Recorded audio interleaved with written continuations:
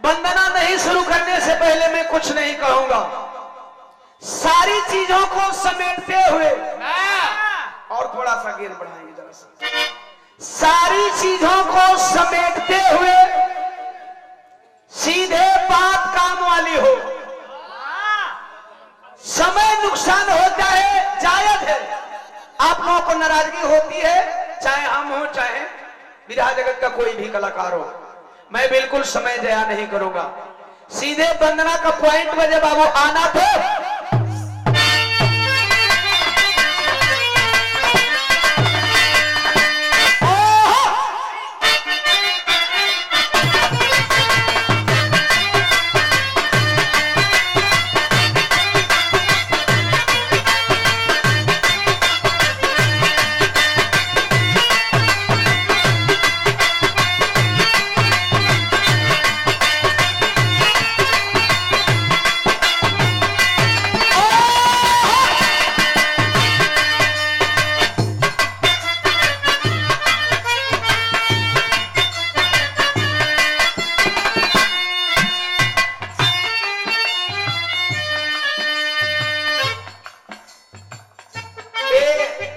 के द्वारा 50 रुपया पिकअप ड्राइवर हुआ चरणों में प्रणाम। उपस्थित जनसमूह के कोट कोट समान आशीर्वाद में शांति स्नेह दुलार का कामना बा।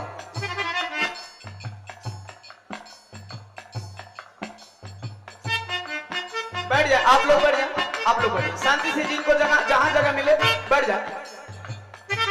पांचू भैया लगातार हम यही कहते आ रहे हैं, जहां वो प्रकाश दीवाना का विरहा हुआ थोड़ा जगह बढ़ा देनी चाहिए।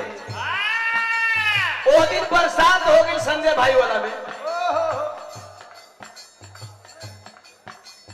बैठ जाइए आप लोग, बैठ जाइए साहब लोग। आप लोगों की सुरक्षा में आए हैं।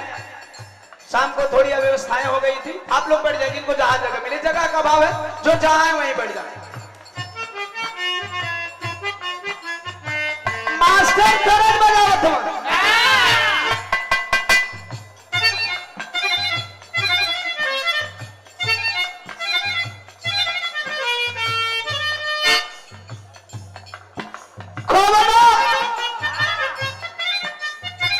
यह पुरस्कार बोलने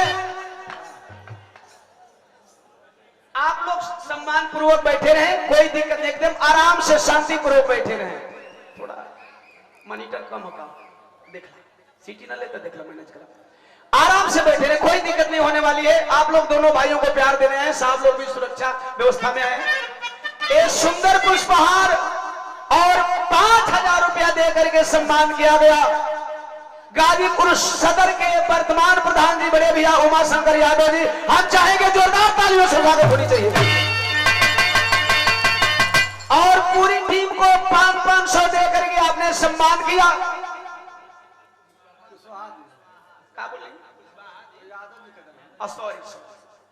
उमा शंकर कुशवाहा जी, माफी चाहता हूं गलती के लिए। 5000 रुपया दे करके हमारे गार्जियन हमारे बड़े भैया सम्मान किए। पिछले साल सदर में विरहा मेरा उजाला करा भैया। ई दुलार भाई लोगन का कि हर जगह जगह कम हो जाता, यह दुलार हो। आपन पैसा लगा के यहाँ, आपन गाड़ी भाड़ा लगा के यहाँ, लेकिन प्यार दे रहे हैं जरूर दियो रहा के। कोनो प्रेमी प्रेमिका में प्यार बा, प्रेमी कहलस हम तोहरा बिना ना जियो, प्रेमिका कहलस हम तोहरा बिना ना जियो। अचानक प्रेमिका का दिन धरा गई, कहला सुना हो अब हम जाते नहीं, हम दूसरा को हो जाए। प्रेमिका जो मना ले तो ठीक है बा, लेकिन हमार दिल बोला था कि तुम मना ना पाई अपना के। कलश नहीं तू मना ली हो। जाना दिना हरदी लागत प्रेमिका के का एक प्रेमिका याद सतौले बा। फोन लगोलस कलश हेलो धीरे से बचिया। सुने जिन पावे बोली तो मत बोली। कलश हाँ बोला का बात बा। कलश आ जाई तो मिले। कलश कहाँ रे? तो गाजीपुर लंका पर गई ना प्रेमी मिले। आया प्रेमिका दर्द में सीने से लिपट जाती है, रो करके एक बात कहती है, यारो तोहरा बिना ना जी पाई। प्रेमिका का हालत देख के प्रेमी को हतका कहे करिया।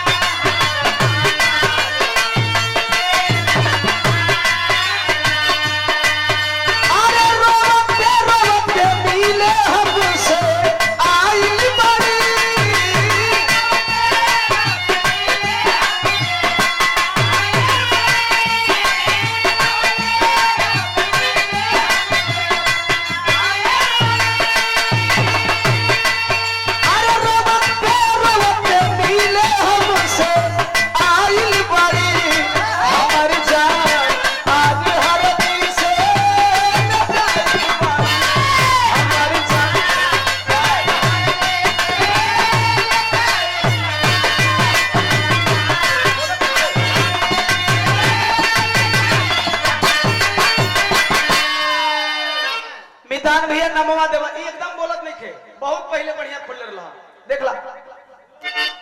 हेलो हेलो ए शशिकांत ग्राम सरैया भोजपुरी गायक कलाकार है। 150 रुपया बैठे थे तब देकर गए थे, 20 रुपया फिर देकर गए। चरणों में प्रणाम। 200 रुपया हरिपाल बाबूजी लंगरपुर से चरणों में प्रणाम। उपस्थित जनसमूह के कोट कोट शर्मन आशीर्वाद में शांति स्नेह दुलार का मांग बा। ऐसे एक लाइन खेसारी भाई का और नीक लगेला हमें।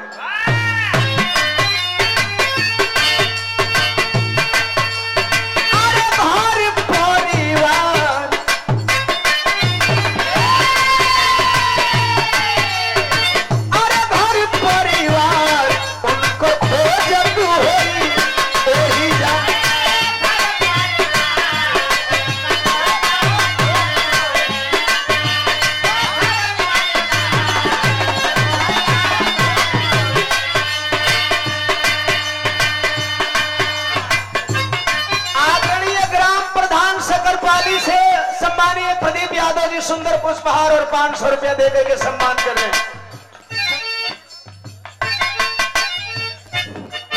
भैया साउंड के यहां से थोड़ा दूर हट जाए, अच्छा ही प्रॉब्लम। धड़नी से 50 रुपया चरणों में प्रणाम। उपस्थित जनसमूह के कोट कोट सम्मान आशीर्वाद में शांति स्नेह दुलार का कामना बा। एक लाइन और कहे, अरे छतिया पर